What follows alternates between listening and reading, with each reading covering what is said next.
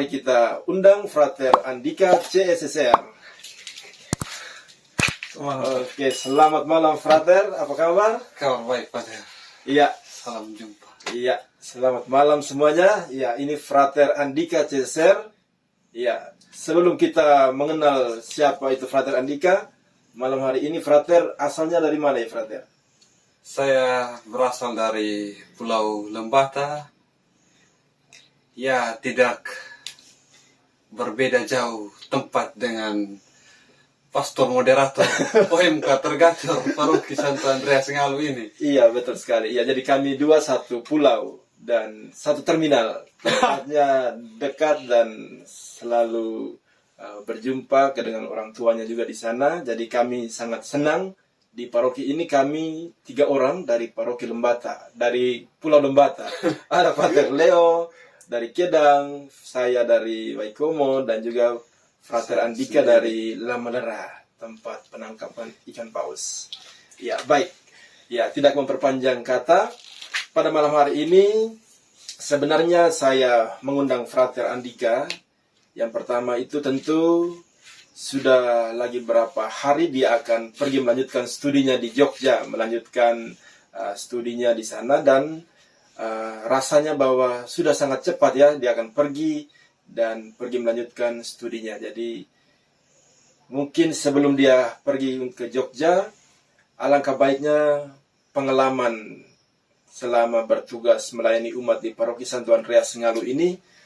Mungkin ada banyak pengalaman yang sebenarnya mau dibagikan, diseringkan, tetapi alangkah baiknya lewat media ini supaya juga menjadi pelajaran, motivasi, bahwa orang juga tidak hanya mengenal Frater, tetapi bagaimana situasi umat di paroki ini, medannya, budayanya seperti apa, khususnya di Sumba Timur ini. Oke, baik Frater, malam hari ini saya hanya mau bertanya tentang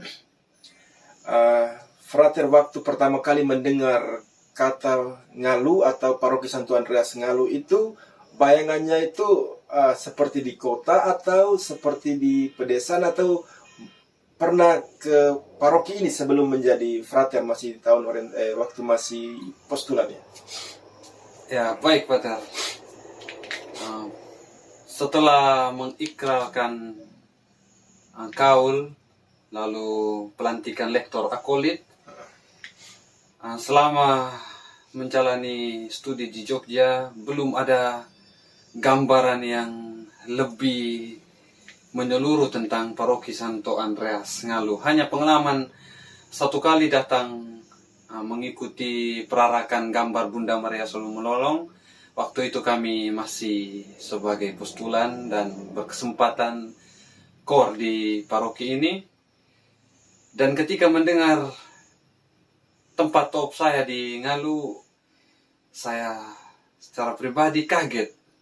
Seperti apa Ngalu, bagaimana suasana di Ngalu, bagaimana dengan orang-orangnya di sana. Apakah orang-orangnya baik, ramah, lalu mudah bergaul atau tidak. Banyak tanda tanya.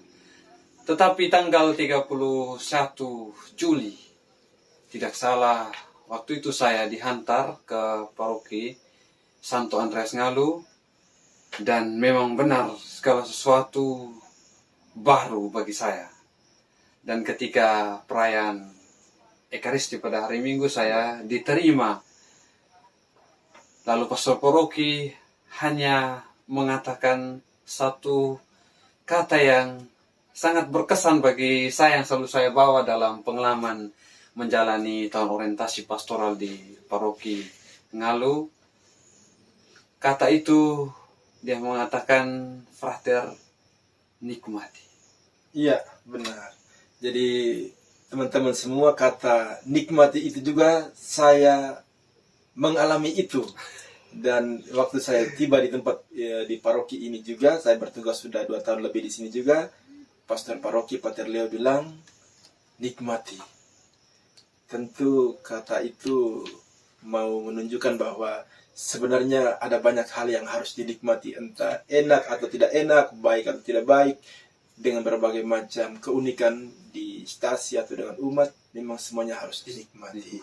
Ya, baik Frater. Ya, jadi yang kedua bahwa sebenarnya pengalaman melayani umat di stasi ini selain dari kata menikmati tadi, kira-kira pengalaman yang sejauh Frater melayani umat di sini yang paling menantang, khususnya medan ya, melayani entah itu waktu dalam arti hujan atau banjir atau suasana yang paling menantang itu waktu, mungkin ada pengalaman sedikit waktu ke stasi? Iya, Pater.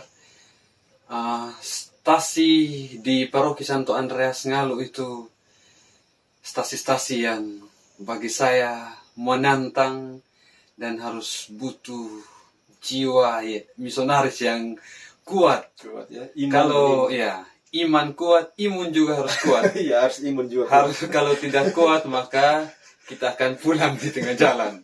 Dan salah satu pengalaman menarik yang saya alami selama menjalani tahun orientasi pastoral, waktu itu seingat saya Natal, dan saya mendapat tugas melayani ibadat pada hari raya Natal di paroki di stasi Lukumihi.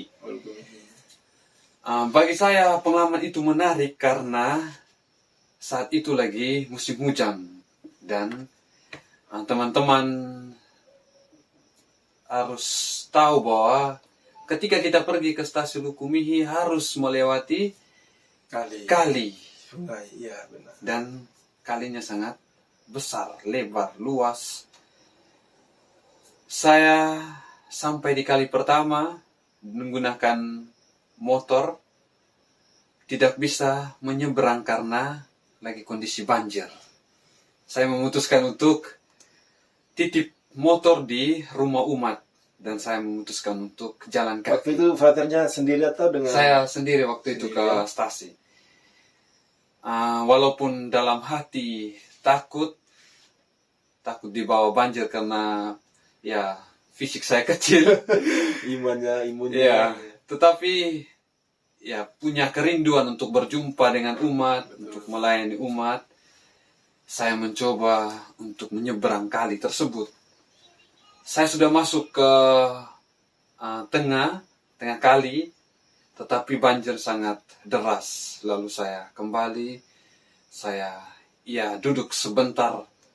Saya mengatakan kalau saya tidak pergi, maka saya kembali ke stasi terdekat, stasi lain janji untuk merayakan ibadat di sana. Tetapi puji Tuhan hadir atau muncul seorang bapak yang membantu saya melewati kali dengan mengikuti jalan kebun. Dia mau ke Lukumi juga? Dia mau ke kebun. Oh, ke kebun, ya. Lalu dia ajak saya mengikuti kebun, dan dalam pemikiran atau pemikiran saya bahwa jalan itu bagus. Ternyata jalannya begitu licin dan tinggi.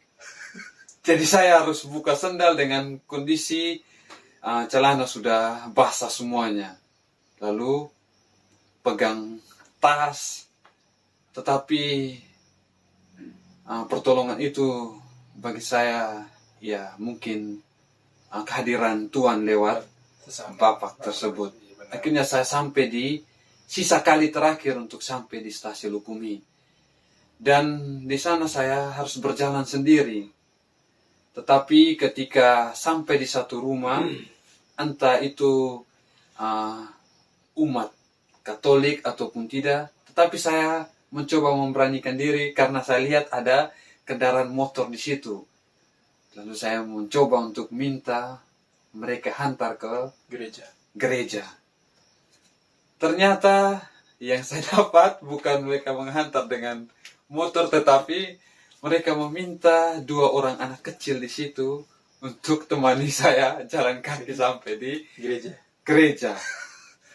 Sampai di kali terakhir, kami 3 berunding siapa yang harus menyeberang duluan karena banjir sangat besar. Ya. Jadi kami 3 memutuskan untuk saling bergandengan tangan untuk masuk sama-sama ke kali dan berhasil kami melewati kali itu. Lalu dengan ya uang seadanya di sakunya saya, di tas, saku tas, saya ambil 10.000, lalu saya beri ke kakaknya. Saya mengatakan, kalau beli makanan kamu 2 makan, kalau mau bagi 5.000 supaya adil. Itu pengalaman yang cukup menarik bagi saya waktu melayani di stasi-stasi ya. Ya baik teman-teman ya. Jadi ini pengalaman Frater Andika ketika melayani umat di stasi Lukumihi. Itu memang medan yang sangat menantang. Kalau kita menggunakan kendaraan berarti kita melewati 3 kali. Kali yang sama, jadi kali pertamanya sudah banjir, berarti kali kedua dan kali ketiganya juga pasti banjirnya yang sama. Kalau kita jalan kaki, misalkan tidak menggunakan kendaraan, berarti kita harus melewati 9 kali ya, 9 kali ya. Jadi memang tadi Frater bilang butuh iman juga harus kuat, imun juga harus kuat. Karena memang pada saat hujan, kendaraan motor itu kita harus tinggalkan dan kita harus melewati dengan kadang pakaian basah, kadang kita harus berjuang sampai berjumpa dengan umat di stasi. Ya.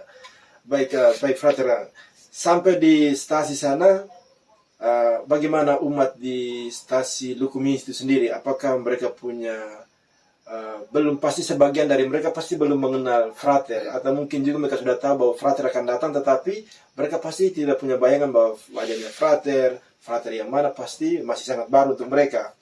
Jadi bagaimana respon atau umat merasa senang, bahagia atau menerima Frater waktu itu seperti apa? Ya, perjumpaan dengan umat di stasi Lukumihi waktu itu, ya mereka heran awalnya.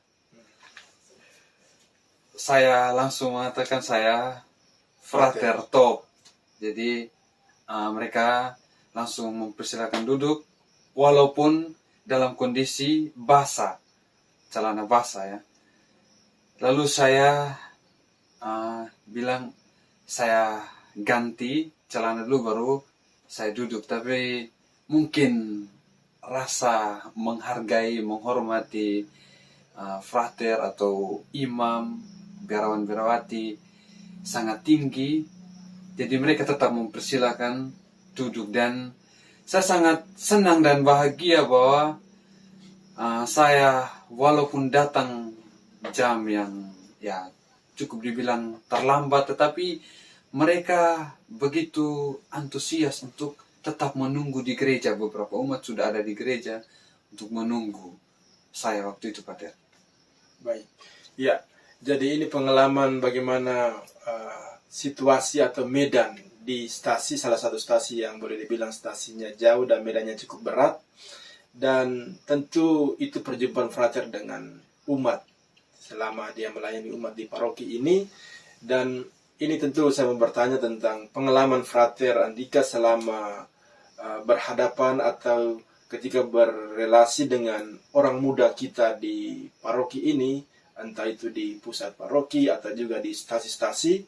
Tentu keunikan mereka itu memang pasti berbeda ya, dengan latar belakang budaya, gaya mereka berbicara. Kadang ada juga yang bahasa Indonesia juga memang jatuh bangun, ada juga yang unik, sehingga kadang kalau ketika Frater pulang dari stasi atau pokoknya pulang dari tugas atau pelayanan itu, kami selalu bertiga berbagi pengalaman di meja makan. Ketika makan bersama, pasti ada banyak yang unik dan kadang membuat kami yang capek, lelah itu akhirnya terhibur dengan cerita-cerita yang lucu, unik. Itu akhirnya kami juga merasa senang, gembira, akhirnya lupa namanya capek atau lelah. Jadi bagaimana pengalaman Frater ketika berhadapan dengan orang-orang muda kita di paroki ini ya? Pater, kalau berbicara soal orang muda, khususnya di paroki Santo Andreas Ngalu, pengalaman saya, orang muda itu menarik dan asik. Seperti yang Pater katakan tadi, bahwa mereka mempunyai keunikan masing-masing. Ada yang keras kepala, ada yang ya humor. Iya betul. Dan setiap pengalaman-pengalaman itu yang membantu saya dalam ya perjalanan panggilan saya. Semua itu saya melihat bahwa itu adalah motivasi yang ada di luar diri saya, di luar kemampuan saya. Mungkin dari diri saya melihat saya hebat, saya bisa semua hal, tetapi belum tentu semua yang ada dalam diri saya juga ada di orang lain. Mungkin mereka juga lebih hebat, tetapi mereka tidak mau menunjukkan itu di depan saya. Dan bagi saya orang muda di sini adalah orang muda yang asik dan menarik, yang selalu membawa hal-hal baru dalam perjalanan panggilan saya. Iya, betul ya. Karena memang setiap paroki itu memiliki orang muda Katolik, tetapi khususnya di paroki Santo Andreas Ngalu ini, orang mudanya memang sangat banyak dan mereka sangat aktif, dan tentu pengalaman frater ketika perjumpaan dengan mereka itu memang namanya orang muda, jadi pasti kita juga harus lebih berudah, berjiwa muda, semangat juga harus muda. Dan juga pasti dari teman-teman orang muda ini banyak belajar dari frater, karena frater itu salah satu pribadi yang orangnya sangat seni. Biasanya kalau dekorasi banyak juga orang-orang muda yang senang, apalagi kalau di kamarnya frater itu ada lampu-lampu yang menarik, tempat yang menarik, bahkan ada juga yang minta foto di kamar karena memang orangnya memang sangat seni. Berhadapan dengan teman-teman muda juga mereka senang seperti itu.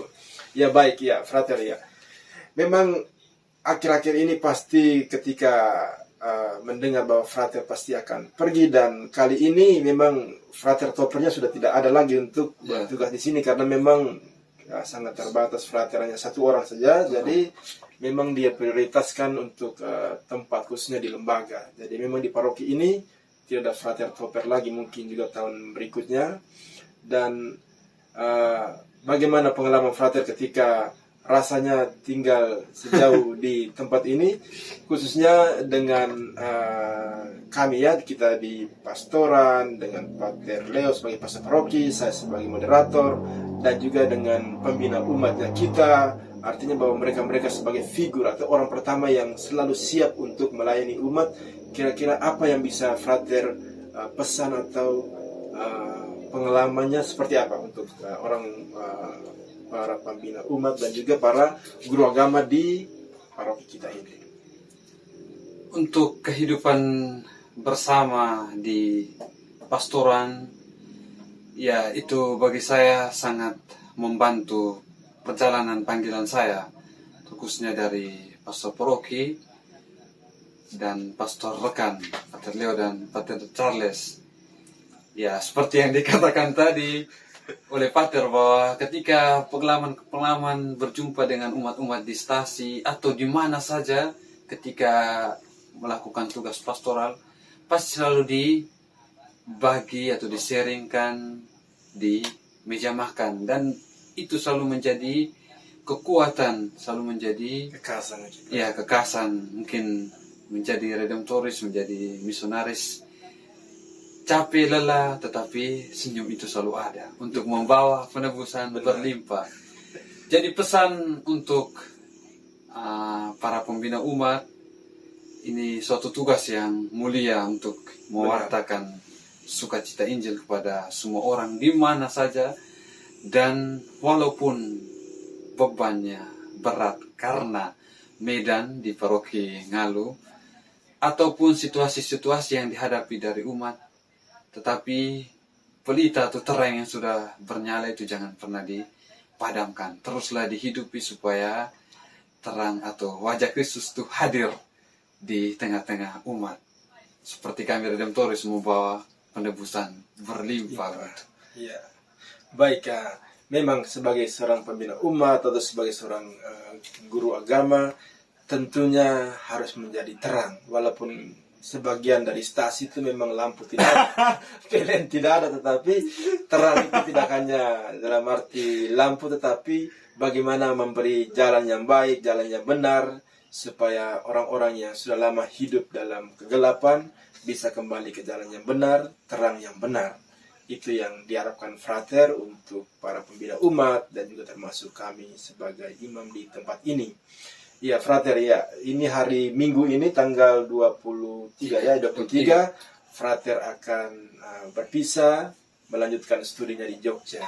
Tentu pikiran sekarang ini selain di sini mungkin setengahnya di Paroki Ngalu, setengahnya sudah pikir di Jogja, kira-kira harus berhadapan dengan dosen lagi, kan selama ini berhadapan dengan umat di stasi, dengan orang muda, tiba-tiba pulang harus dayung sepeda lagi di Jogja. Selama di sini menjalani tugas di sini tidak tinggal saja duduk das motor dan main gas saja langsung sampai di stasi, tetapi ini kembali ke tempat di mana harus menggunakan sepeda dan juga harus pergi belajar, berhadapan dengan dosen, dan tentu itu yang diharapkan umat, bahwa perginya membawa jubah, pulangnya harus membawa kasula. Itu pasti pesan yang paling penting yang diharapkan semua umat. Jadi umat juga punya kerinduan bahwa semua frater yang bertugas di tempat ini paling tidak pulang itu sudah menjadi seorang imam untuk melayani umat di sini. Ya, kira-kira pesan yang penting untuk umat di sini, khususnya seluruh umat di paroki ini.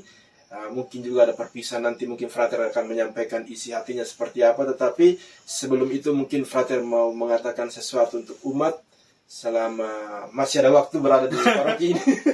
Ya, saya pikir itu penting karena memang umat juga mungkin sebagian dari mereka tidak datang karena memang entah itu jauh jaraknya stasi tadi, dan juga mungkin sebagian dari mereka mungkin lewat WhatsApp saja atau pesan, tetapi yang paling penting bahwa mungkin frater sampaikan ini supaya mereka nonton juga, mereka sudah tahu bahwa oh ternyata frater pesan untuk kita juga ya.